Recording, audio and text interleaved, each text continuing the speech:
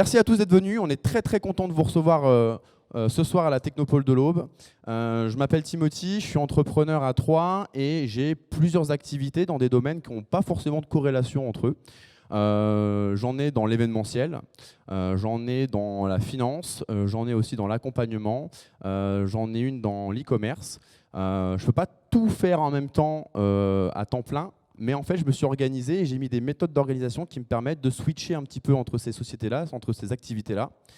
Et je trouvais ça sympa de vous partager ma méthode à moi, en tout cas les outils que j'utilise, les façons de faire, et que vous pourrez peut-être appliquer dans vos domaines. Alors pourquoi gagner du temps? Il y a plusieurs raisons à ça. Il y a des gens qui veulent gagner du temps pour pouvoir avoir plus de temps pour eux. Ça peut être pour la vie de famille, ça peut être pour se reposer, pour prendre des vacances ou partir peut-être un jour de plus par semaine et agrandir les week-ends. Il y en a d'autres, c'est plutôt pour ajouter une activité supplémentaire. Moi, ça a été mon cas. Alors pour le coup, j'en ai pas ajouté qu'une seule, mais vous pouvez très bien le faire aussi si jamais vous voulez gagner plus d'argent ou faire d'autres choses. C'est aussi pour ça des fois qu'on essaie d'optimiser son temps quand on travaille pour pouvoir rajouter d'autres activités. Une chose qui est importante de dire, c'est que les outils et les méthodes que je vais vous présenter ce soir sont quand même des outils qui sont assez personnels et peut-être qu'il y a des outils qui ne vous correspondront pas, c'est aussi possible, ou des méthodes que vous ne pourrez pas appliquer. Chaque personne est libre, bien évidemment, d'adapter la façon de faire et suivant les métiers aussi de chacun. Il y a des métiers où on ne peut pas forcément mettre en place ce que je vais expliquer, ou il y a aussi des modes de vie qui sont différents. Une personne qui est célibataire toute seule, elle aura forcément un petit peu moins de temps libre qu'une personne qui a des enfants, par exemple. Parce que là, je vais vous expliquer des techniques et des méthodes pro, mais vous allez voir que globalement, on peut aussi des fois les appliquer dans son domaine personnel. Alors pourquoi gagner un jour par semaine? Alors j'ai un entrepreneur qui m'a fait rire la semaine dernière, il m'a dit c'est facile, t'as qu'à leur dire de prendre un temps partiel. Je dis oui, c'est vrai, ça peut être une technique aussi, mais je vais essayer d'aller un petit peu plus loin dans le raisonnement. Le truc qui est important à faire, c'est que déjà quand vous travaillez, il faut essayer d'être le moins dépendant des autres possible. Alors ça ne veut pas dire que vous êtes insociable, okay, ça ne veut pas dire que vous ne travaillez pas en équipe et que vous ne savez pas le faire. Ça veut juste dire qu'à partir du moment où vous travaillez en équipe ou avec d'autres personnes, des collaborateurs, ou que ce soit même des clients ou des fournisseurs, il faut que quand vous êtes dans votre tâche, vous avez le moins de temps possible à accorder aux autres. Il faut que vous puissiez faire dérouler votre workflow sans que les autres aient à interagir. Ça ne veut pas dire qu'on ne travaille pas ensemble, ça veut juste dire qu'on essaie de cloisonner les tâches de façon à ce que personne n'ait besoin de l'autre pour avancer. Parce que vous perdrez du temps si vous avez besoin de quelqu'un pour intervenir dans votre workflow à vous. Et à l'inverse, si eux sont dépendants de vous, ils vont à chaque fois vous solliciter pour quelque chose et du coup, ça vous fait perdre du temps. Et quand on perd du temps, il n'y a pas que le temps perdu à l'instant T où vous faites la tâche pour quelqu'un d'autre. Prenons un exemple, si quelqu'un vient vous déranger dans votre bureau pendant 10 minutes, en réalité, vous n'avez pas perdu que 10 minutes. Pourquoi? Parce qu'après, vous allez vous remettre à votre tâche, le temps de se remettre dedans, de se reconcentrer. Des fois, il y a 10-20% en plus qui partent. Et ça fait tout le temps. Il faut essayer d'être le moins déconcentré possible et le moins dépendant des autres possible. Les techniques que je vais vous montrer, elles ne sont pas efficaces du jour au lendemain non plus. Okay, ne prenez pas des vacances trop tôt. Okay, la semaine prochaine, vous n'aurez pas forcément un jour de plus. Ça met un petit peu de temps à se faire. Généralement, quand on commence à mettre des méthodes d'organisation, au tout début, ça prend un peu plus de temps. Okay, parce qu'il faut s'y habituer, il faut prendre des nouvelles habitudes. Et vous allez voir que ça dépend aussi beaucoup de votre entourage. Pourquoi? Parce que les façons dont vous avez pour travailler, elles sont forcément dépendantes des autres avec qui vous travaillez et leur faire comprendre vos méthodes, ou encore mieux que tout le monde adopte le même style de workflow, ça prend un peu de temps. C'est plus facile quand vous intégrez une nouvelle société, entre guillemets, d'imposer un peu votre façon de faire, ou en tout cas de vous scaler directement sur le workflow dont la boîte a l'habitude, que quand vous êtes déjà dans une société, déjà mis en place, et que vous changez du jour au lendemain votre façon de travailler. Les gens, ils ont toujours un petit temps d'adaptation, c'est normal. Donc ne prenez pas ces méthodes-là acquises pour du jour au lendemain. Mais globalement, les méthodes que je vais vous présenter et les outils, j'estime que si jamais vous n'en avez utilisé aucun, je pense qu'on peut très facilement gagner un jour par semaine en temps de travail. D'accord ? Alors il y a des outils sûrement que des personnes ont déjà vus, mais pas forcément appliqués. Et il y a peut-être des outils que vous avez déjà utilisés pour certains et que vous avez déjà l'habitude de le faire. Je vais commencer avec la base de tout. Afin de s'organiser le mieux, il faut faire un état des lieux de toutes les tâches. J'ai pour habitude de noter à chaque fois qu'on me dit quelque chose que je dois faire, ou quelque chose à laquelle je dois penser, de le noter systématiquement. La méthode Kanban est une méthode qui est assez utilisée, surtout dans la tech. Ceux qui sont dans l'ingénierie, ceux qui sont aussi dans le développement utilisent beaucoup cette méthode-là. Ça vient surtout des États-Unis. Le principe, c'était de mettre toutes les tâches sur un tableau avec 3 colonnes principales qui étaient tout ce qui est à faire, tout ce qui est en train d'être fait et tout ce qui est fait. Et en plus de ça, on mettait sur des post-it qui contenaient le nom des tâches, des couleurs différentes qui étaient soit dépendantes de la personne, c'est-à-dire que par exemple, si je suis Timothy, j'ai tous les post-it bleus, je vais pouvoir mettre tout ce que je suis en train de faire en bleu, donc ça permet d'avoir une vue d'ensemble avec mes collaborateurs sur ce que je suis en train de faire, sur ce que j'ai déjà fait, sur ce qui me reste à faire. Et puis David, il aura les post-it jaunes et puis on sait ce qu'il fait. Ou alors, mettre des couleurs qui sont dépendantes du domaine. Ça peut être que les couleurs bleues sont pour tout ce qui est design, et puis les couleurs jaunes sont pour tout ce qui est, tout ce qui est back-office, par exemple. Ces méthodes-là, elles étaient sur papier quand on a commencé. Et après, on les a numérisées. Quand on les a numérisées, on a utilisé beaucoup d'outils différents. Et je vous en présenter qui sont plus faciles et d'autres qui sont un peu plus poussés que moi j'utilise. Globalement, c'est toujours la même méthode, avoir un tableau avec un ordre de priorité des tâches, alors soit par priorité, soit par état. Je vais vous montrer qu'on peut le faire aussi de façon différente. Mais la première chose à faire, c'est d'avoir une vue d'ensemble pour vous organiser. Si vous n'avez pas de vue d'ensemble sur votre workflow, c'est impossible de faire quelque chose. On est obligé de faire un état des lieux et on est obligé de savoir ce qu'on doit faire. Donc c'est pour ça que quand je vous disais que ça ne peut pas s'appliquer du jour au lendemain, en tout cas ça ne peut pas être efficace dès le début, c'est parce qu'il faut prendre le temps, il faut prendre l'habitude, pour ceux qui ne le font pas, d'écrire et de noter toutes ces tâches qui sont à faire. Globalement, quand vous avez un tableau de to-do, il n'est jamais vide. Ou alors vous êtes à la retraite et vous ne faites plus rien. Mais globalement, il y a toujours des choses à faire. Ces méthodes-là, je les applique aussi dans le perso. Alors ça peut paraître un peu extrême, mais je peux très bien créer des tâches parce que de ce que j'ai à faire chez moi, des choses qui sont en cours. Dans notre vie personnelle, des fois, on a une assurance à rappeler, on a une facture à payer. J'allais dire les impôts, mais généralement, eux, ils vous le rappellent, donc vous n'avez pas besoin de vous en rappeler. Mais vous pouvez très bien l'utiliser aussi dans le perso. Moi, j'ai pris pour l'habitude de tout noter. Et en fait, quand vous avez l'habitude de tout noter, il y a un phénomène qui s'appelle un peu comme un ordinateur, la bande passante, qui fait que ça vous libère un petit peu de mémoire et d'esprit. Parce que globalement, quand on est un petit peu anxieux, quand on est stressé, ça peut aussi dépendre des choses qu'on a à faire, mais qu'on n'a pas bien visualisées dans notre tête. Des fois, on sait qu'on a des choses à réaliser, mais on n'arrive pas à estimer combien de temps, on n'arrive pas à être sûr si on sait tout rappeler, et du coup, ça crée de l'anxiété, ça crée un peu de stress dans le cerveau.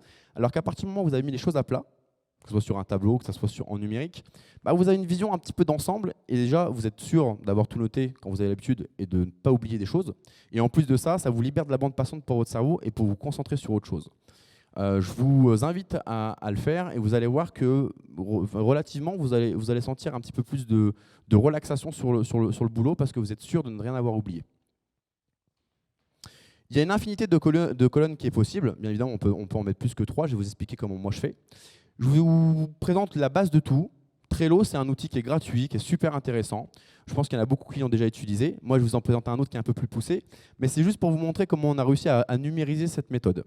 Le but de Trello, c'est de pouvoir, à la place d'avoir des post-it, d'avoir ce qu'on appelle des tickets ou des tâches, qui sont numériquement ressemblants à ce qu'est un post-it. Mais en plus de ça, en plus de voir un titre, on peut y ajouter des tags, c'est-à-dire des couleurs, des libellés, où on va pouvoir soit mettre une couleur par rapport au domaine, comme je vous disais par rapport au post-it, soit du design, du back-office, ou ça c'est plutôt du marketing, ça c'est plutôt de la vente, ou alors même attribuer des personnes. Quand vous avez un tableau collaboratif, on peut mettre qu'il y a Timothy qui est sur cette tâche-là, que sur l'autre tâche, c'est plutôt Priscilla qui est en design, et puis David qui fait la vente, c'est à lui de s'occuper de tel ou tel ticket. Ça permet de savoir qui fait quoi et où chaque personne en est. Parce qu'encore une fois, même si on arrive à cloisonner notre boulot et d'être indépendant des autres, le but final, c'est quand même de travailler ensemble et d'avoir un rendu collaboratif. Et donc, du coup, ça permet d'avoir une vue d'ensemble et de savoir si on est plus en train d'attendre un tel ou un tel à la fin du travail. Là, sur Trello et sur ce que moi je propose, c'est de les catégoriser en colonnes plutôt par état. Donc, c'est-à-dire à faire, en train d'être fait et fait. Mais libre à vous de pouvoir vous organiser de manière différente. Ce qui est super aussi sur ces outils comme ça, sur ces outils-là, c'est qu'on peut mettre une date sur les tâches. Donc, il peut y avoir une échéance et elle se synchronise avec votre calendrier. Donc, à partir du moment où vous avez ajouté une tâche, vous pouvez lui dire celle-ci, j'en ai pour 1 heure, par exemple, ou une demi-heure. Vous la synchronisez avec votre Google Agenda ou Outlook comme vous voulez et ça va apparaître directement sur votre calendar. ce qui permet du coup d'avoir une vue d'ensemble, même sur votre calendrier, des tâches que vous allez à effectuer. Ils sont aussi synchronisés en 2 temps, c'est-à-dire que même si sur votre calendrier vous bougez la tâche, ça va alimenter et changer la date également dans le logiciel. On peut mettre aussi des pièces jointes sur les tickets. Et ce qui est super aussi, c'est que vous pouvez créer des tableaux, donc on appelle ça des tableaux, avoir un tableau pour un ensemble de colonnes, qui sont visibles de l'extérieur. Potentiellement, demain, si vous avez des rendus à faire pour un client, vous pouvez très bien créer un tableau exprès, je sais pas, vous avez une charte graphique à rendre à un client, par exemple, si vous êtes dans le design, et ben vous créez une charte graphique, un tableau exprès pour ce client-là, et vous lui donnez accès au tableau juste en lecture, et du coup, ça permet que cette personne, elle puisse suivre où en est son projet. Ça, c'est un avantage, c'est que déjà la personne va moins vous déranger, vous allez moins recevoir d'appels, d'emails, de relances, où ça en est, etc. Et vous pouvez même l'inviter, parce que la plupart du temps, quand on fait du travail comme ça, on est obligé d'être en collaboration finalement avec nos clients, en train de faire des échanges. Ça, c'est des moments qui sont précieux et c'est souvent assez chronophage. Et ben, le fait de pouvoir l'inclure avec vous dans vos outils de travail, ça permet d'être beaucoup plus efficace. Moi, je fonctionne avec 4 colonnes. Mes 4 colonnes principales qui sont celles-ci, j'ai rajouté en fait sur les 3 d'avant la colonne pending. En fait, je me dis qu'on est souvent en attente d'une personne pour effectuer une tâche, des fois trop souvent même, et je me mets dans cette colonne-là qui est ni à faire, ni en train vraiment d'être fait, ni faite, où j'ai fait quelque chose, je suis en attente de quelqu'un pour pouvoir continuer. Donc j'ai créé une 4e colonne que j'ai mis entre in progress et done, qui est j'attends la réponse, j'ai avancé dessus, c'est plus à moi de la faire, donc je l'enlève de ma to-do list in progress. Par contre, je ne l'ai pas oublié, je sais qu'il va falloir la réaliser, et ça me permet aussi d'avoir du temps. En fait, on peut savoir quand est-ce que je l'ai mis dans in progress, et ça permet aussi de créer des relances automatiques. Je vais vous parler après de l'automatisation, vous allez voir qu'on peut aller très très loin, et ça permet de créer des relances automatiques si la tâche elle est toujours en pending depuis un petit moment, et ça permet vous de vous libérer, et de ne pas avoir à regarder à chaque fois sur le tableau, ok, ça fait combien de temps que je n'ai pas eu de nouvelles de telle ou telle personne. Ça, on peut le traiter automatiquement. Et bien évidemment, vous êtes libre de rajouter autant de colonnes que vous voulez. Moi, j'avais fait un tableau une fois avec 14 colonnes, je crois. C'était pour du développement informatique. Parce que il fallait développer. Des fois, il y avait des bugs, puis après, il fallait les tester. Puis quand ils sont testés, il faut les mettre en prod. Et puis quand ils sont bons pour être en prod, il faut qu'ils soient en prod et qu'ils soient validés par l'App Store. Donc en fait, des fois, on se rend compte que les colonnes, elles sont progressives. Il n'y a pas vraiment de limite. ClickUp, c'est un outil génial. Même principe que Trello, mais un peu plus poussé. J'ai commencé avec Trello il y a 5-6 ans et je me suis mis à ClickUp récemment. Parce qu'en fait, il permet d'avoir, en plus des mêmes fonctionnalités, vous avez un aspect qui est peut-être un petit peu plus poussé, mais il se prend en main très, très facilement. Il permet d'aller un peu plus loin aussi dans les espaces de travail. Il permet aussi de pouvoir avoir plusieurs documents qui sont liés à un espace de travail. Quand je dis espace de travail, c'est comme quand je vous parle de tableau. Vous avez un tableau, par exemple, pour le domaine marketing. Et dans la catégorie marketing, vous pouvez avoir votre tableau avec les colonnes. Et puis, vous pouvez aussi avoir des documents, des prises de notes. Vous pouvez aussi avoir des vues, par exemple, sous forme de calendrier. Toutes vos tâches, vous avez mis une date dessus. Soit vous les avez synchronisées déjà avec votre agenda, soit vous pouvez avoir une vue calendrier et les voir directement. Vous pouvez aussi mettre de la géolocalisation. Imaginez que vous êtes un restaurant, vous avez, en fait, vos cartes sont des commandes, sont des clients. Vous pouvez ajouter une localisation à chaque carte et après, ne pas avoir cette vue sous forme de tableau, mais sous forme de map monde.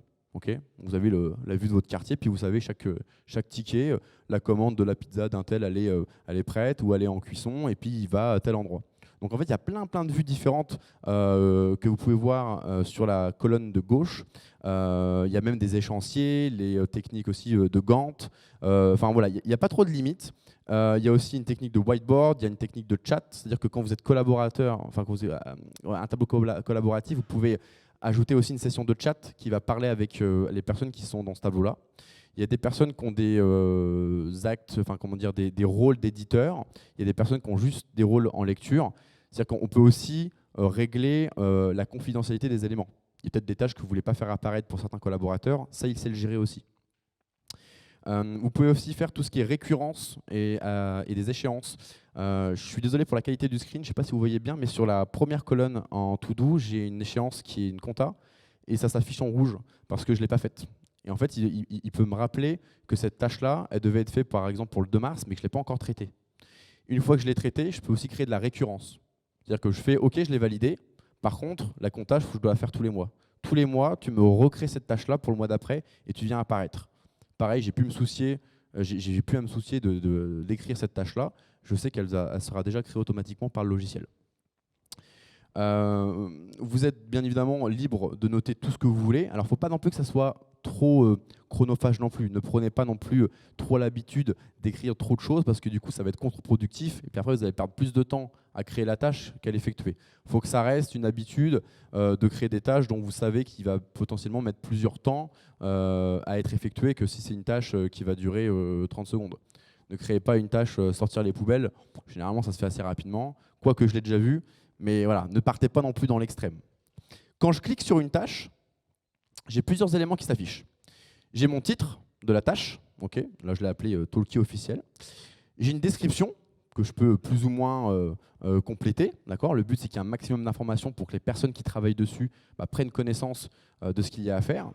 J'ai en haut tous les collaborateurs. Là, par exemple, il y a 3 personnes qui sont dessus, mais je peux ajouter autant de collaborateurs que je veux.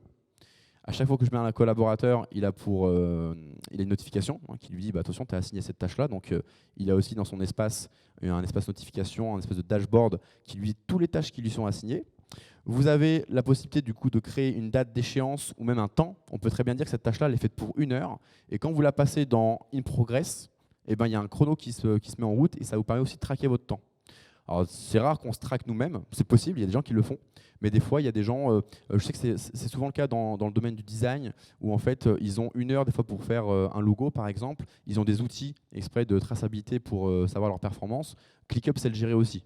Le but, c'est d'avoir un outil qui fait à peu près tout. Plus vous avez d'outils séparés, plus vous perdez de temps. Vous avez l'espace de checklist qui est super parce qu'une tâche, potentiellement, elle peut contenir plusieurs sous-tâches en fait. Et sans devoir créer plein de tickets, on crée une tâche principale et on va créer une checklist qui va nous permettre du coup, de savoir un petit peu où on en est. On la complète au fur et à mesure et ClickUp vous dit ceux qui sont faits et ceux qui ne sont pas faits. On peut insérer des pièces jointes et à côté, vous avez un petit texte. En fait, vous avez une zone de chat qui est créée exprès pour ce ticket-là. Ce qui permet du coup d'éviter la communication par mail. Ça, on va y venir après, vous inquiétez pas. Et ça permet aussi de centraliser toutes les informations par rapport à la tâche. Je sais que si jamais j'ai une tâche à effectuer, toutes les informations qui s'y trouvent, j'ai juste à ouvrir mon ticket et tout va être dedans. Ce qu'on s'est répondu, qui, à quelle heure, les pièces jointes, les choses à faire, à pas faire, les tests qu'il y a eu, les checklists. Bref, tout est centralisé et ça permet du coup d'avoir une information qui est moins dispersée. Et à chaque fois que d'habitude vous devez retrouver quelque chose, vous allez regarder dans vos emails et puis se rappeler quelle personne vous l'a envoyé quand vous êtes plusieurs. Et on perd du temps. Encore une fois, là, on perd du temps. Là, le but, c'est d'aller à l'essentiel. Qu'est-ce que je peux vous dire d'autre là-dessus? C'est déjà pas mal. On va parler maintenant des actions que moi j'ai mis en place pour pouvoir m'organiser un maximum. Le time blocking, c'est le principe de déjà prévoir en avance le temps qu'on va accorder à chaque tâche. Je ne vais rien vous apprendre, mais planifier son workflow la veille pour le lendemain, on gagne franchement 70% du taf est quasiment fait. Vous allez regarder sur votre agenda et en fait, il doit quasiment avoir aucun créneau qui est disponible, qui est libre. Ou alors, c'est du temps que vous avez déjà accordé à des choses. Par exemple, vous accordez du temps pour les rendez-vous. Vous vous dites, demain, j'accorde de 13 à 14 heures que des rendez-vous. Donc, vous avez cette place qui est disponible pour les rendez-vous. Et puis, de 14 à 15, vous allez publier sur les réseaux. Et puis, de 16 à 17, vous allez faire, une réunion en interne, comme vous voulez. Et le fait d'avoir un time blocking fait que, de toute façon, vous savez déjà que quand vous arrivez à cette heure-là le lendemain, il y a cette tâche-là, il y a ce créneau-là, qui est accessible et qui est dédié juste à cette chose-là. Ça vous permet d'être beaucoup moins dispersé dans vos tâches et du coup d'être mieux organisé. Planifier à l'avance, c'est quand même une des choses les plus primordiales et c'est quelque chose qui change beaucoup au résultat, le final et le temps qu'on passe à faire les choses. Prioriser les tâches difficiles, ça c'est un petit peu contre-intuitif, on a toujours tendance à le savoir mais pas à le faire. On pense que dès qu'on a un petit mail à répondre, allez, ça prend pas longtemps, je le fais vite fait, et puis il y a un deuxième qui arrive, et puis après vous avez un coup de fil, et puis après il y a quelqu'un qui rentre dans votre bureau. Priorisez les choses difficiles et faites les choses qui vous paraissent plus rapides plutôt à la fin. C'est contre-intuitif parce qu'on pense que les choses rapides, faut les faire toutes direct. Alors sauf si ça prend vraiment moins de 30 secondes. Mais globalement, les choses les plus difficiles, il faut les faire au tout début. Et après, votre journée, normalement, elle est beaucoup plus facile. Dès que vous avez fait les choses plus difficiles, vous allez voir qu'après, ça va dérouler beaucoup plus facilement.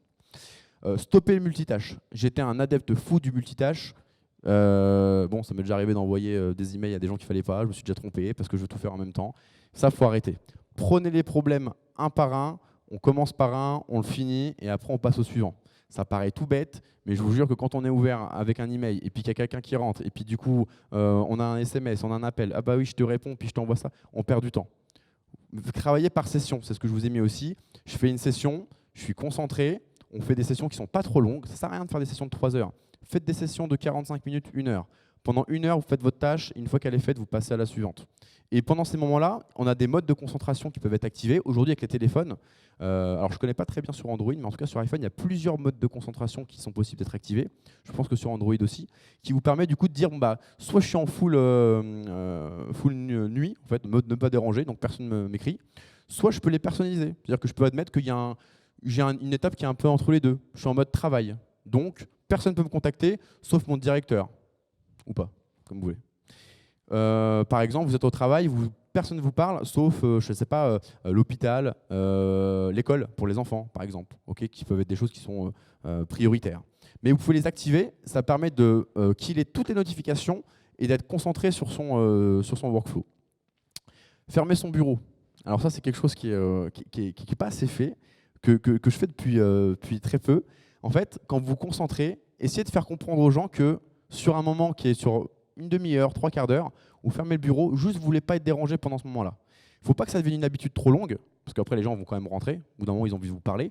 Donc faites des sessions où vous êtes concentré, mode activé, bureau fermé, vous vous déroulez, et puis après pendant un quart d'heure, 20 minutes, vous pouvez rouvrir et montrer que vous êtes disponible. Combien de fois on est dans les bureaux, on se fait déconcentrer par quelqu'un, et comme je vous disais tout à l'heure, même si on vous déconcentre 10 minutes, le temps de vous reconcentrer, le temps de redémarrer quelque chose, et puis ça se trouve vous n'avez pas sauvegardé, et puis voilà, vous perdez énormément de temps. Et automatiser, ça va être automatiser toutes les tâches que vous vous rendez compte qui sont chronophages, mais qui reviennent chaque semaine ou chaque jour. Je vous en parlerai un petit peu plus tard dans la conférence des outils qui permettent d'automatiser. Mais globalement, quand vous faites un état des lieux, généralement, qu'importe le métier que vous faites, il y a des tâches qui sont régulières et qui reviennent souvent. Prenez des pauses aussi. Quand je mets des sessions, c'est aussi pour entre chaque session, vous prenez une petite pause. C'est pas grave d'en prendre. Au contraire, ça permet aussi de s'aérer un petit peu l'esprit et de voir les choses dans un nouvel aspect. Prenons notre exemple. Dans une de mes activités, je fais de la photo. Et les retouches photos, c'est assez chronophage. Et par exemple, pour un mariage, je vais retoucher à peu près 400, 500 photos. Et des fois, je fais un rush pendant 2 heures, je les retouche. Je vais prendre une pause et je reviens et je me rends compte qu'en fait, c'est pas si bien que ça parce que j'ai été concentré sur un écran pendant 2 heures, c'est trop long, j'ai pas pris de recul. Et puis des fois, c'est pareil quand vous faites de la rédaction, vous tournez des phrases, puis le cerveau il n'est pas concentré 2 heures de suite, c'est rare. Généralement, c'est 1 heure, 1 heure et demie grand max. Et quand vous revenez, des fois, vous voyez les choses de manière différente. C'est bien de prendre des pauses pour s'aérer l'esprit. On pense qu'on est moins productif quand on prend des pauses, alors que c'est pas vrai. On en prend un petit peu, ça permet de redémarrer de manière beaucoup plus efficace. Votre entourage, les collègues avec qui vous travaillez, les collaborateurs, c'est important aussi qu'ils aient conscience de ça. Ça ne veut pas dire qu'encore une fois, vous êtes insociable, mais quand vous mettez en mode ne pas déranger, quand vous voulez être concentré, c'est dans l'intérêt de l'entreprise, c'est dans l'intérêt du workflow, c'est dans l'intérêt de tout le monde. Il ne faut pas que ça devienne non plus, comme je vous dis, une habitude pour que vous puissiez quand même communiquer avec eux. C'est juste qu'il y a des moments, des fois, il faut prioriser vos tâches à vous pour que vous puissiez dérouler et être productif. Et après, avoir du temps de libre pour pouvoir discuter et puis voir les choses avec eux. Normalement, c'est des choses que vous devez mettre en place et de faire comprendre aux gens quand vous travaillez avec eux. Pour tout ce qui est communication, j'ai fait un état des lieux des façons les plus communes de communiquer avec un style de priorité. La plupart du temps, les courriers, c'est les choses les moins prioritaires. C'est ce qui arrive chez nous, c'est ce qu'on ne traite pas forcément en premier. J'ai encore jamais vu personne ouvrir l'enveloppe et puis vite répondre par courrier tout de suite. Les emails sont un peu plus prioritaires que les courriers. Après, il y a tout ce qui est messagerie interne. Je vais y venir ensuite, tout ce qui est Microsoft Teams, tout ce qui est Slack. Ensuite, vous avez tout ce qui est SMS ou les DM sur WhatsApp, sur Instagram, sur Messenger, où des fois, on donne encore une priorité supplémentaire. Ensuite, vous avez le téléphone. Si on vous appelle, vous allez encore décrocher, vous allez admettre plus de priorité à décrocher le téléphone qu'à répondre à un email ou un texto. Et puis, dernièrement, c'est le présentiel. Quelqu'un qui rentre dans votre bureau, qui veut vous voir, vous allez, là, pour le coup, pour le dire, je suis en mode ne pas déranger, il ne va pas vraiment comprendre. Donc, vous êtes obligé de lui accorder du temps. Donc, j'ai listé ça parce qu'après, le but, c'est d'avoir un seul, ou en tout cas de prioriser un seul canal de communication. D'ailleurs, c'est assez marrant parce que si on regarde cette courbe-là, vous pouvez admettre que la force, la valeur juridique est un peu inversée. C'est-à-dire qu'il y a beaucoup moins de valeur juridique à ce que vous avez dit à une personne en physique que l'email qui commence à avoir une petite preuve. Et puis, bien évidemment, le courrier recommandé qui est encore utilisé aujourd'hui, qui est d'ailleurs une des seules forces encore du courrier, c'est d'avoir cette trace et qui a une valeur juridique qui est beaucoup plus forte que le SMS ou l'appel. S'il n'est pas enregistré, ça a beaucoup moins de valeur. Faites la liste de tous les canaux de communication que vous avez avec lesquels vous parlez avec vos collaborateurs ou même en perso. Moi, j'ai priorisé que l'email. Okay, j'essaie de faire comprendre à tous les gens qui doivent me parler par email. C'est pas facile. Encore une fois, il faut faire comprendre aux gens que quand on vous envoie un SMS, vous leur répondez par email. Normalement, ils comprennent que du coup, vous essayez d'avoir un seul canal. Et bien évidemment, il faut faire comprendre aux gens, parce qu'il y a des gens qui utilisent tous ces canaux pour faire passer la même chose. On a tous l'exemple du mec qui nous a appelé, ouais, t'as vu mon email, et puis qui m'a envoyé un Slack pour me dire s'il avait bien vu mon SMS, et puis qui m'a envoyé qui est venu me voir en physique aussi pour me dire est-ce que t'as bien reçu mon courrier. Ça, on en a tous. Essayez de prendre en compte, de leur faire comprendre en tout cas que vous traitez que par email. Et j'ai même des gens qui vont très loin, c'est-à-dire que vous les appelez sur leur téléphone, c'est pas possible de les avoir en fait, c'est boîte vocale directe. C'est même pas une boîte vocale en fait. Sur la boîte vocale, ça vous dit si vous voulez que je traite votre demande, envoyez-moi un email. Même pas possible de laisser de message vocal, même pas possible de les appeler. J'en connais qui font ça. Alors après, c'est un peu extrême, mais vous pouvez très bien admettre que vous fassiez ça sur un numéro qui est un numéro pro et vous gardez votre numéro perso pour d'autres choses. Par contre, si vous donnez votre numéro perso à votre collaborateur, vous êtes mort. Je vous le dis, après, ils savent que voilà. Et ça, le problème, en fait. Pourquoi les gens priorisent le SMS? Pourquoi les gens priorisent le téléphone? C'est s'ils se rendent compte que quand vous envoyez un email, vous êtes moins réactif que quand on vous appelle, forcément, la prochaine fois, ils vous appelleront. Donc, essayez de donner quand même de la priorité aux emails dans le sens où vous répondez de façon assez rapide, mais que si on vous envoie un SMS, répondez pas plus vite. Okay, vous avez vu l'information, okay, alors sauf s'il y a vraiment une urgence, d'accord. C'est pour ça que moi je garde le téléphone que pour les choses qui sont urgentes, et j'invite tous mes collaborateurs, quand je leur parle, à dire le téléphone c'est que pour les choses urgentes. Okay. Sinon le reste, je passe tout par mail, parce qu'après ça me permet d'automatiser et de créer des tâches, et je vais vous montrer après pourquoi. Pas de messagerie vocale. Moi, je pense que c'est une chose dans laquelle on va avoir tendance à le faire, parce que les messages vocaux, globalement, je m'en fous un peu. Je préfère qu'on m'écrive et que la personne m'écrive par mail ce dont elle avait besoin. Je serai plus réactif, pour le coup, par email que par message vocal. Je ne sais pas si c'est votre cas, mais voilà. Quelque chose aussi que vous pouvez faire par email, je vais vous montrer 2-3 tips, c'est d'écrire que c'est urgent. Si jamais vous avez l'habitude de travailler que par mail, mettez quand c'est urgent, écrivez-le. Mais pareil, il ne faut pas que ça devienne une habitude. Si vous faites que ça, les gens ils s'habitueront à ça et ça ne sera pas exceptionnel. Ça doit rester des choses qui sont très éphémères. Quand vous mettez urgent, on doit comprendre qu'il y a vraiment un intérêt à vous répondre rapidement. Si le mec il met tout le temps urgent, c'est comme tout, on s'y habitue, puis finalement on ne donne plus trop d'importance. Supprimez toutes les newsletters. Ça, c'est le chose qui prend du temps, non pas parce que vous allez regarder, mais parce que ça fait une notification, parce que ça vient perturber un peu votre espace de travail, parce que des fois on va en supprimer plusieurs, puis on ne s'est pas rendu compte, et on a supprimé un mail qui n'était pas une newsletter, parce que ça commence à arriver dans vos spams, et puis du coup votre spam il grandit, et puis vous n'allez plus l'ouvrir, et puis des fois il y a vraiment un vrai email qui s'est glissé dedans. Les newsletters, ça prend pas très longtemps, en tout cas individuellement, sauf si vous en avez 500 000, mais il faut prendre le temps d'aller dans chacune, de se désabonner. C'est légal, enfin, ils ont l'obligation de mettre un lien de désabonnement. Donc prenez le temps de le faire et ça va beaucoup faire disparaître tous ces parasites. Moi, je check mes emails, j'essaye en tout cas, je me force, je ne suis pas encore un exemple là-dessus, mais je me force à les regarder que 2 fois par jour. Il y a plusieurs façons et plusieurs moments qui sont agréables pour regarder ces emails. On a tous tendance à le faire, c'est de regarder les emails dès qu'on arrive. Au boulot, première chose qu'on fait, on regarde ses emails. Du coup, si vous avez fait du time blocking, si vous avez prévu votre journée, globalement, ça vient mettre un peu le bazar là-dedans. Parce que vous allez prioriser quelque chose, parce qu'encore une fois, vous allez voir peut-être un email que vous pensez pouvoir répondre rapidement, une tâche qui va pouvoir se traiter rapidement. Donc, vous allez répondre tout de suite. C'est pas bien. Essayez de regarder vos emails plutôt en fin de matinée. Et globalement, en milieu d'après-midi, c'est pas mal. Si vous faites que ça, et vous perdez du temps aussi. Zappez ce moment-là. Ça ne veut pas dire que vous ne regardez pas les notifications quand vous n'êtes pas en session active. Okay, quand vous n'êtes pas en mode concentration, vous pouvez regarder les emails et voir du coup s'il y a un logo urgent, mais essayez d'être le moins distrait possible pour ça. D'accord ? Je sais que ça parle beaucoup parce que on est tous comme ça à regarder la plupart du temps de nos emails quand on arrive le matin, et je pense que c'est une erreur. La numérotation des questions, c'est un petit truc que je me suis fait depuis quelques années et ça marche très bien. Quand j'écris un email et que j'attends des réponses à quelqu'un, je les numérote, mes questions. Au lieu de lui dire les questions en vrac, je les numérote. 1. Alors ça fait très scolaire, mais je l'ai fait. 1. Est-ce que tu as pu voir pour le design de un tel ? 2. Est-ce que pour la conférence de temps, on a bien reçu les micros ? 3. Et puis je développe comme ça. Pourquoi ? Parce que je suis sûr que vous avez déjà tous eu l'expérience d'écrire plusieurs questions à quelqu'un et qu'il en a zappé la moitié. Alors soit il fait exprès, soit il n'a pas été concentré. Que la numérotation, ça l'oblige du coup à reprendre à peu près le même mode et à vous répondre forcément point par point. Et vous êtes quasiment sûr de ne pas oublier enfin la personne est quasiment sûre de ne pas oublier une réponse, puis bah, vous aurez tout, vous n'aurez pas besoin de la relancer. Ça c'est pareil, souvent quand on ne numérote pas les questions et qu'il en manque une, et bah, ça fait un email en plus à envoyer, ça fait encore des choses à repenser et vous perdez du temps. Numéroter les questions, ça peut être très bien aussi quand vous faites du travail long terme. Moi je me suis déjà échangé 4-5 mails avec des gens et on se répondait sur les questions et on abordait point par point. Être direct en interne. Alors ça, c'est pas méchant. Okay.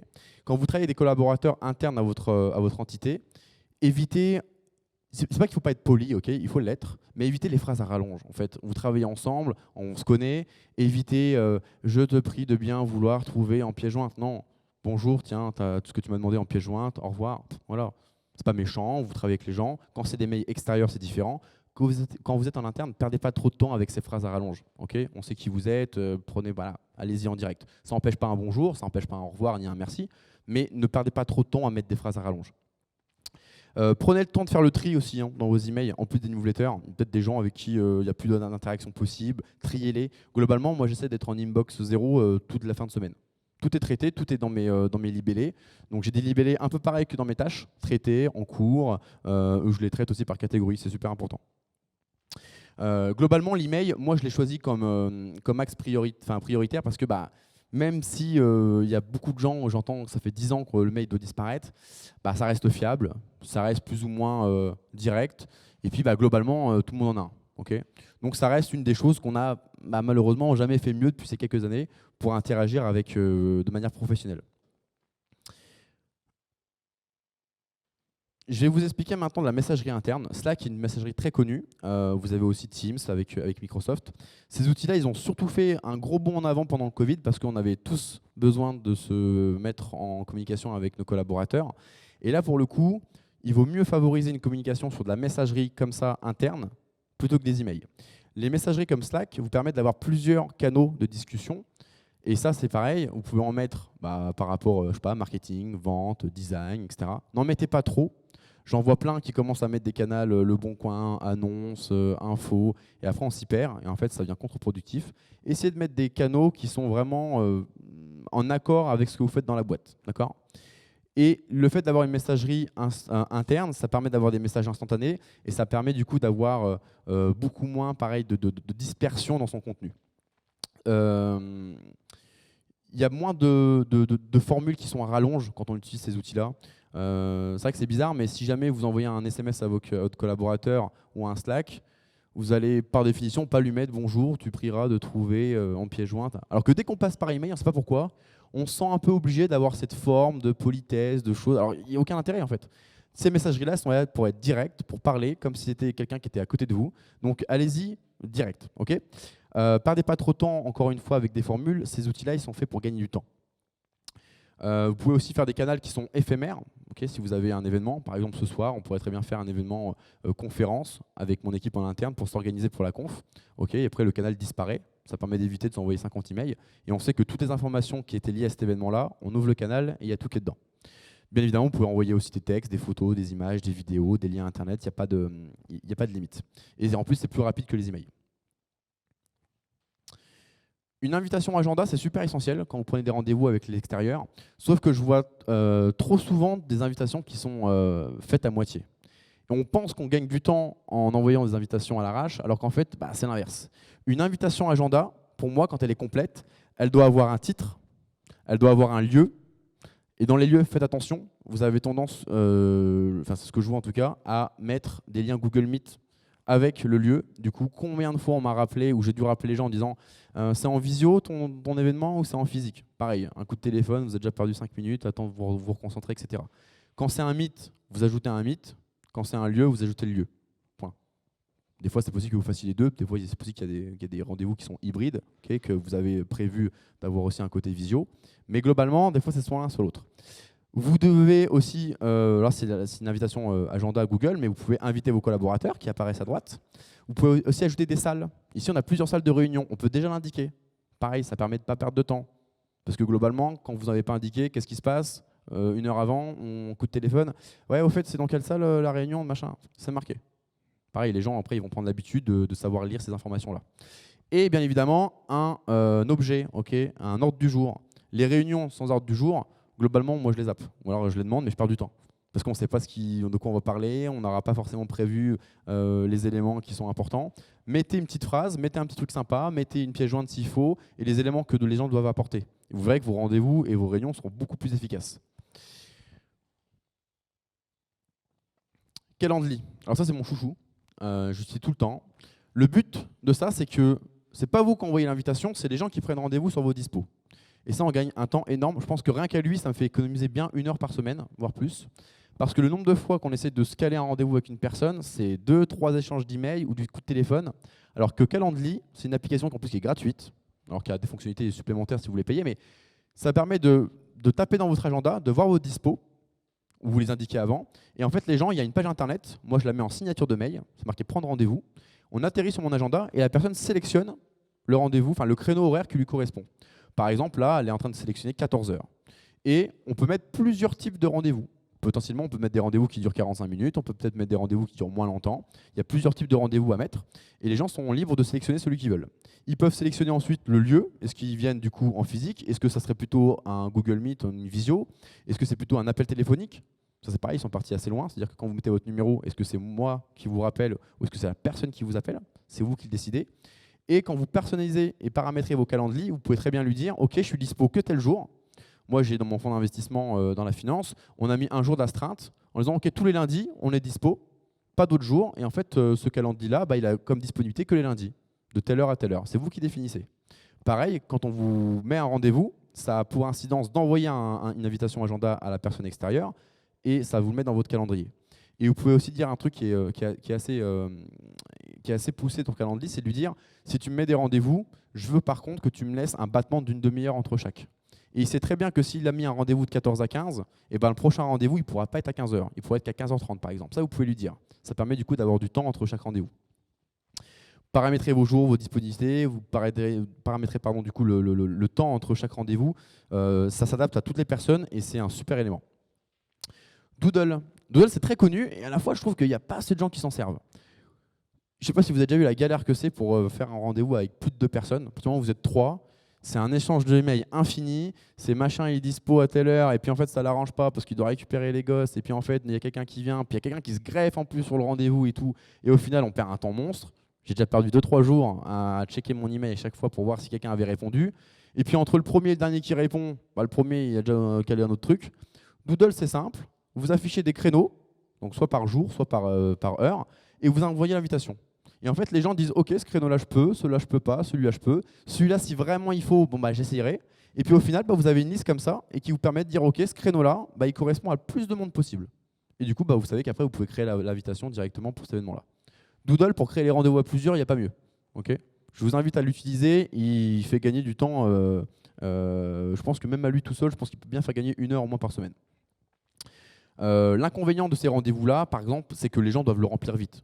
Parce que par définition, si quelqu'un met 1 semaine à le remplir et que l'autre l'a mis un jour, globalement, les disponibilités de chacun, elles ne restent pas. Okay. Dès que vous faites une réunion de plus de 2 personnes, généralement, moi, je fais un doodle. Tout ce qui est rendez-vous, les rappels automatiques, il y a des choses comme Appointment Reminder qui sont super intéressantes, qui permettent du coup de renvoyer un email ou un SMS aux gens à qui vous avez rendez-vous. Je me suis encore fait planter 2 fois en 1 semaine. J'en ai marre. Du coup, je le mets en place depuis peu. Où dès que j'ai un rendez-vous, vous le paramétrez si vous voulez que ça ait une notification 1 heure avant ou la veille, un petit SMS ou un email. Alors les SMS sont payants, ça dépend de l'abonnement que vous prenez. Qui rappelle comme quoi vous avez rendez-vous avec la personne. Ça c'est pareil. Ça vous fait gagner, ne serait-ce qu'un rendez-vous par mois qui saute, c'est déjà un rendez-vous de gagné. Les rendez-vous, on les fait par définition d'1 heure. J'ai jamais compris pourquoi. Je pense qu'en fait, c'est parce qu'on a l'habitude de dire c'est 1 heure, parce que 1 heure, c'est 1 heure. Donc les rendez-vous doivent durer 1 heure. C'est peut-être plus facile sur les agendas. Faites des rendez-vous de 45 minutes, vous allez voir, ça suffit. Ça permet d'être beaucoup plus concis, d'aller beaucoup plus vite à l'essentiel. Et une autre chose, c'est que en faisant des rendez-vous de 45 minutes, le petit quart d'heure qui reste, il vous permet du coup de faire le résumé de la réunion ou pouvoir noter tout ce qu'il fallait se noter ou même de commencer les premières démarches quand vous avez fini le rendez-vous avec la personne pour être prêt. Si vous enchaînez 3-4 rendez-vous à la suite, c'est sûr et certain il va vous manquer des informations. Vous allez oublier des trucs, vous n'allez pas faire les trucs en temps et en heure. Faites des rendez-vous de 45 minutes, ça permet d'aller à l'essentiel et en plus de ça, vous avez du temps après pour souffler, donc ce que j'appelle le 15 minutes de battement, ou pour remplir les informations dont vous avez besoin que vous venez de discuter avec votre collaborateur. Tout ce qui est réunion d'information, globalement, il faut les zapper. Si jamais ce que vous avez à dire en réunion peut être fait par mail, faites un mail. Les réunions n'ont pour objectif normalement que d'avancer ensemble en essayant d'avoir un travail collaboratif, en essayant de construire des choses ensemble. Si c'est juste pour informer les personnes autour de vous de telle ou telle chose et qu'il n'y a pas besoin de leur avis, qu'il n'y a pas besoin de leur travail, faites un email, ça suffit amplement. Les réunions, c'est quand même une des choses dans lesquelles on perd le plus de temps. Donc essayez d'aller à l'essentiel.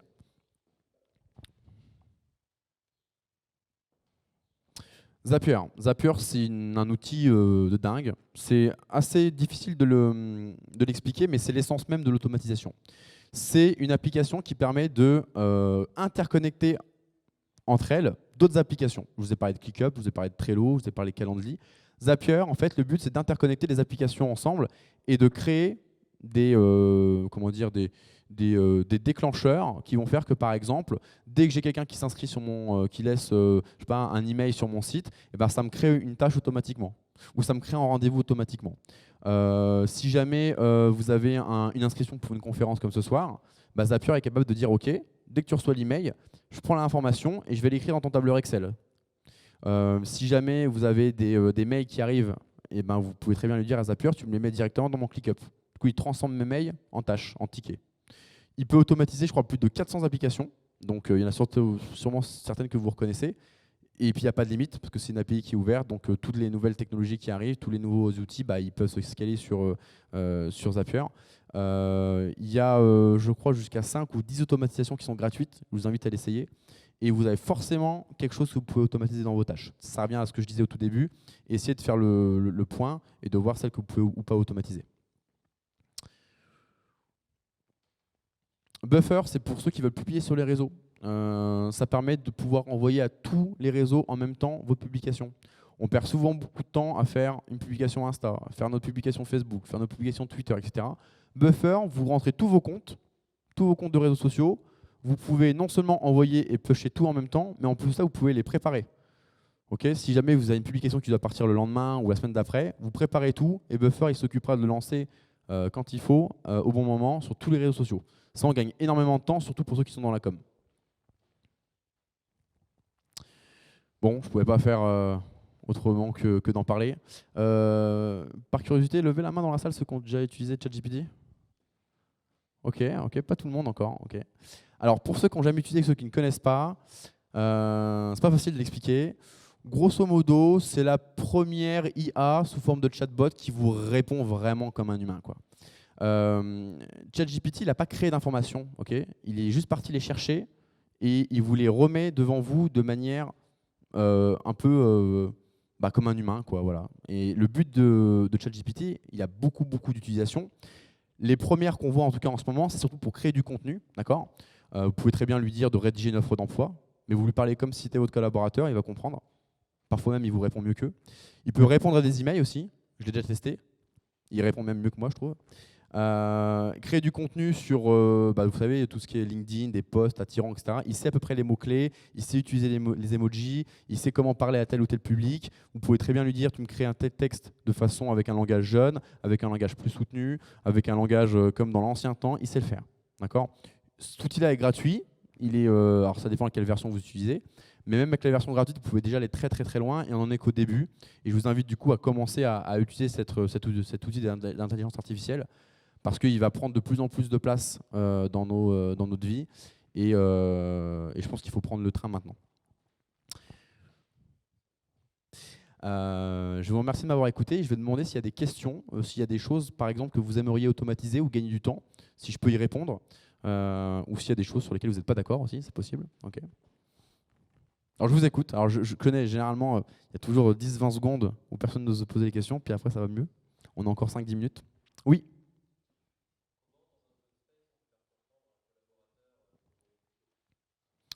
Alors je répète la question du coup pour le son. Comment on peut faire comprendre à un collaborateur quand vous êtes dans un open space que vous êtes en mode concentration? Alors ça dépend des open space dans lesquels tu es. Soit tu as des open space où tu peux avoir des séparateurs, sinon il faut les demander. Sinon, globalement, il y a une technique qui marche très bien et c'est souvent utilisé par les gens qui ne veulent pas être déconcentrés, c'est les écouteurs. Généralement, je connais des gens qui mettent des écouteurs, ils n'écoutent pas de musique. Okay, et juste, ils sont dans le train, dans le bus, ils ne veulent pas être dérangés, je mets les écouteurs. Il n'y a pas beaucoup d'autres solutions que celle-ci pour montrer que tu es concentré. et montrer que tu n'as pas le temps, quoi. Et puis après, il y a des personnes qui peuvent savoir. Après, voilà, c'est la technique. Hein, tu fais croire que tu es en appel. J'ai déjà traversé des bureaux, je faisais tomber au téléphone juste pour pas qu'on m'embête. Hein, ça peut arriver aussi. Hein. Mais t'as pas beaucoup d'autres choix en fait, finalement. C'est vrai qu'à part mettre des écouteurs pour montrer que tu es concentré, ou faire semblant que tu es en visio, globalement, voilà. Mais tu as les open space qui mettent des séparateurs ou qui ont comme ici, des call box où tu peux t'enfermer en mode, voilà, c'est ma bulle, pendant 1 heure je suis ici, c'est ventilé, j'ai de la Wi-Fi, etc. Ça marche. Et c'est vraiment fait pour pas être dérangé, en plus c'est insonorisé. Voilà. Mais après, c'est aussi l'inconvénient de l'open space, c'est ces choses-là. Est-ce qu'il y a d'autres questions? Oui. Dans le tableau Kanban, oui. Tu as la colonne done, fini. Combien de temps tu t'attends avant de la vider? La colonne done. Alors par défaut, il ne faut pas la vider trop vite, pardon, parce que en fait, c'est quelque chose qu'on apprend un petit peu dans la connaissance du cerveau, c'est qu'il aime bien être content de lui. Et en fait, si jamais vous videz à chaque fois la colonne done, bah, vous avez l'impression que vous avancez pas. Vous avez l'impression que vous avez trop de choses à faire et que vous n'avez rien abouti. Moi, je conseille de la vider à partir du moment où elle dépasse la taille de l'écran, où je commence à scroller, ou après, si c'est des tâches, je sais pas, toutes les semaines et tu en as beaucoup, après, c'est à toi de trouver. C'est bien de s'en laisser quelques-unes. Moi, généralement, j'en laisse toujours au moins 1 ou 2. Ça me permet d'être content, je sais que j'ai fait quelque chose. Mais c'est vrai qu'il ne faut pas la vider trop vite, parce que des fois, après, on a tendance à être un peu pessimiste. Enfin, pas pessimiste, mais on a tendance à penser qu'on n'a pas bien avancé, alors que ce n'est pas le cas. Donc, je conseille de toujours la laisser au moins 1 semaine. C'est toujours sympa de voir les tâches qu'on a effectuées. Puis ça permet aussi des fois de s'analyser à la fin en disant ok, cette semaine j'ai fait telle ou telle chose. Si en plus j'ai ajouté un tracker, ça me permet de savoir le temps effectif que j'ai passé à travailler. Donc c'est toujours sympa de les laisser un petit peu. Est-ce qu'il y a d'autres questions? Bon, vous avez soif? Ouais, ok. Je vais vous remercier de m'avoir écouté et je vous invite du coup à passer dans le coworking pour l'afterwork. Merci à vous d'être présents ce soir et au plaisir de discuter avec vous. Merci beaucoup.